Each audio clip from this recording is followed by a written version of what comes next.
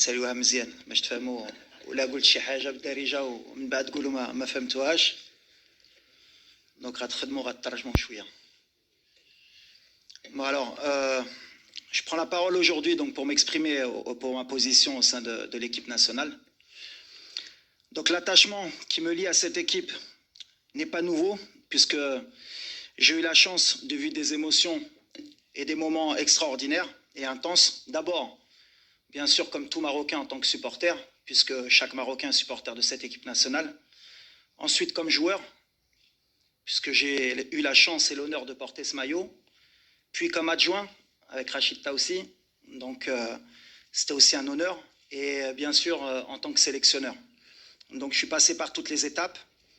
Et c'est vrai que quand j'ai eu la chance et l'opportunité de prendre cette équipe à 3 mois de la Coupe du Monde, quand le président m'a fait cet honneur, voilà, on savait qu'il y avait un groupe avec un gros potentiel, qui avait des quêtes de repères aussi, à qui il fallait donner un cadre, une identité de jeu, et surtout renforcer la cohésion. L'objectif, c'était de faire grandir cette équipe, d'abord pour notre pays, mais surtout lui inculquer la culture de la gagne, qui était très importante pour moi.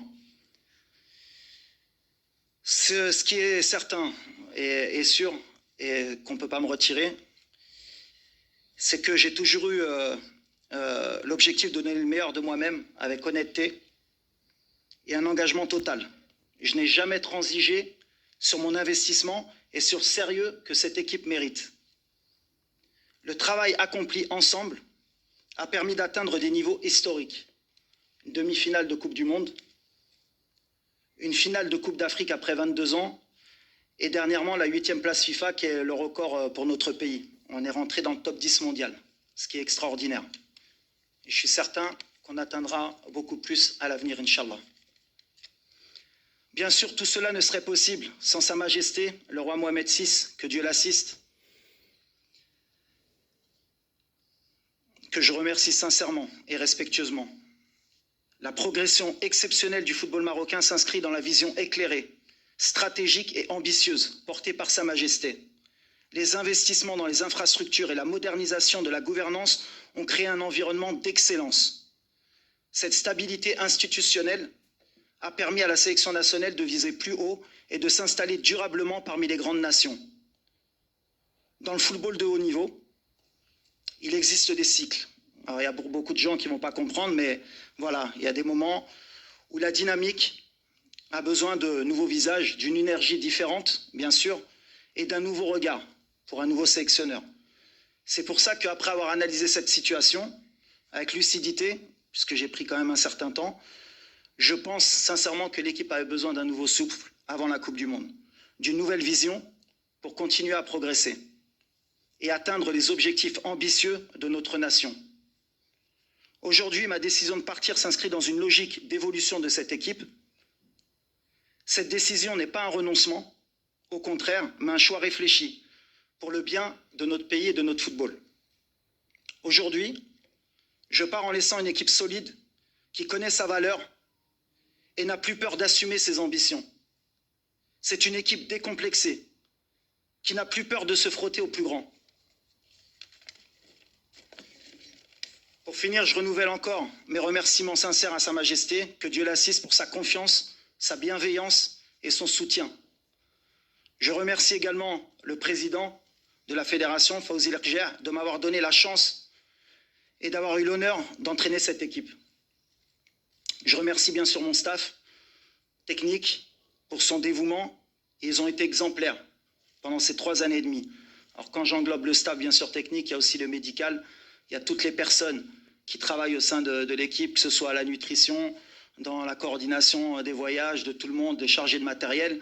Et je n'oublie pas les membres fédéraux et les membres de la fédération, même l'administratif, parce que souvent on parle que des gens qui sont sur le terrain, mais il y a beaucoup de gens qui travaillent au sein de sa fédération en dehors et qui aident beaucoup pour le développement de notre football.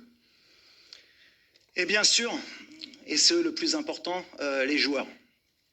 Sans eux, déjà, je n'aurais pas eu la chance de faire ces performances. Ils ont défendu et porté ce maillot avec honneur, courage et dignité.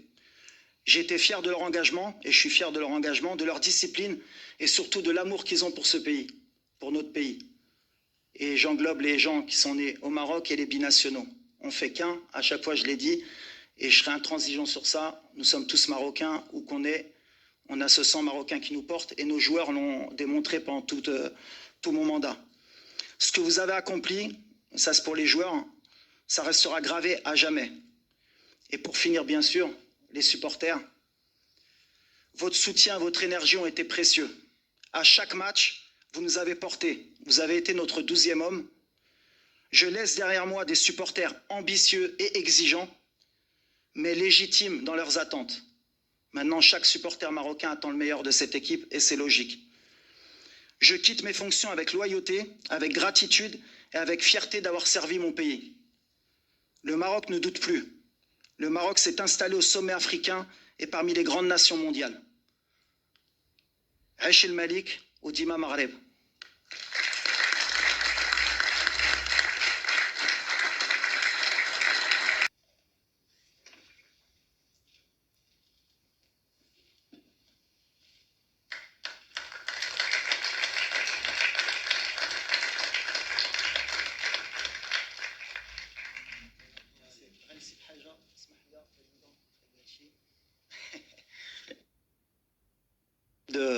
De souhaiter vraiment bonne chance à mon successeur, Inch'Allah. On sera tous derrière lui et on espère le meilleur. Et je suis persuadé que, Inch'Allah, il y aura de plus grandes choses qui arriveront, Inch'Allah. Voilà.